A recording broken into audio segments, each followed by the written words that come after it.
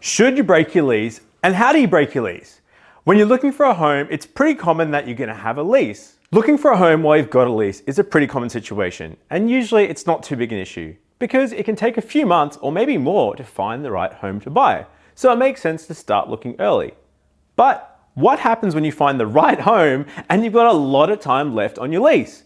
Should you break your lease and let the opportunity slide by and hope something else crops up while your lease is getting closer to ending? Today, I'm going to walk you through the step-by-step process of breaking a lease, what it looks like, the potential costs involved, and a few ways to break your lease without any costs. By the end of this video, you're going to have a much better idea on what to do. So what does breaking a lease look like? Most people rent a property on what's called a fixed term agreement. Usually this is 6 or 12 month term. The rental amount is guaranteed for this period on both sides. So you know you won't get kicked out without any notice and the landlord gets a tenant for that set lease period. So what do you do if you want to end it early? End your lease early before the end date without a good enough reason, and no, having found a home to live in isn't a sufficient reason in the eyes of a tenancy authority means that you're breaking your lease. If you break your lease, there's a good chance that you will need to pay some compensation to the owner or property manager. For example, you may need to pay the loss of rent until the property is relet or until the end of your tenancy agreement. You may also have to pay the reasonable cost of reletting and advertising costs. The good news is that any compensation is negotiable, and later in this video, I'm going to give you some tips on how you can end your lease with minimal or no costs. So how do I go about breaking the lease? A tenancy agreement is a legally binding contract between you and the owner of the property or the property manager. So any changes to this agreement, including breaking the lease, will need to be done in writing. As a tenant, if you want to notify the landlord of your intention to leave, you'll need to complete something called a Form 13. I'll provide a link in the description below. Once you've completed your Form 13, you need to send it off to your property manager or property owner if you're renting direct, and they'll process it from there. Do I need to pay any costs when I'm breaking my lease? As I mentioned earlier, if you break your lease, there's a really good cost. You're going to be on the hook for a few extra costs. According to the RTA, you may be asked to pay reasonable reletting costs, usually 1 week's rent plus GST, reasonable advertising costs if incurred, and compensation for loss of rent until a new tenant is found or until the end date of your agreement, whichever happens first. The property owner or manager is legally required to minimize the costs associated with breaking a lease. At any time, if you feel like they're not mitigating this loss, contact the RTA for help. What could these costs potentially look like? Here's the scenario. You found the perfect home, you're ready to pounce, but you've still got 3 months left on your lease. Your rent is $500 per week. So some of the potential costs include, at a minimum, reletting costs, so 1 week's rent, $500, reasonable advertising costs, maybe $100 put on realestate.com.au, and compensation for loss of rent, $500 per week until they find a new tenant, or say for 4 weeks, around $2,000. So the total cost for you to break your lease and get out of that contract could be $2,600. That's a best case scenario. The potential worst case scenario on the compensation for loss of rent, if it takes the owner the whole 12 weeks to find a new tenant, could mean you're on the hook for as much as $6,000. But that scenario is pretty unlikely. It shouldn't take them that long to find a new tenant. Usually you'd expect that a property manager can find a new tenant within 4 weeks. So you're probably looking at that $2,000 figure instead of $6,000.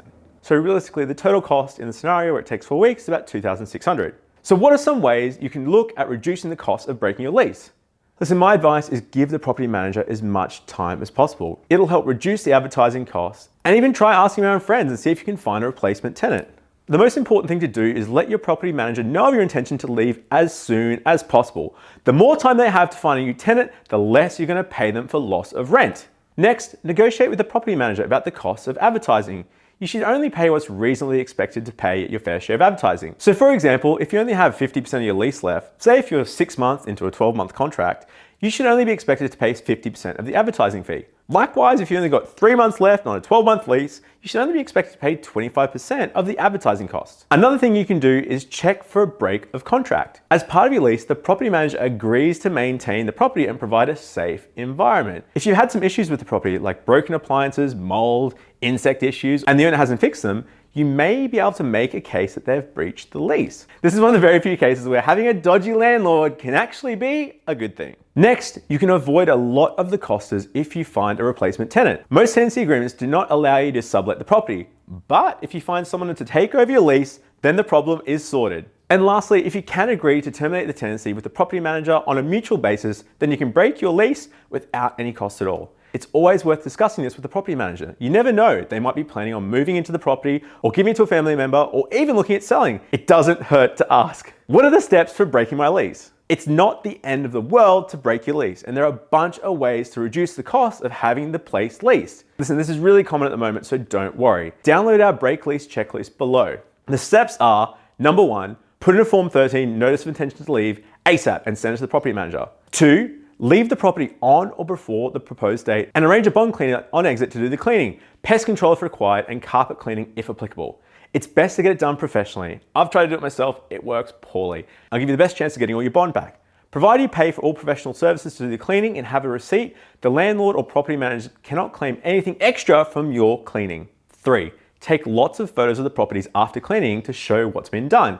And when you leave, you can show it spick and span. 4, fill and complete the exit condition report, which you can get from the property manager. Just fill it out on your own. It's called a Form 14A, and once done, send it to the property manager to make sure it's all sweet. 5, fill and complete the refund of bond form, Form 4.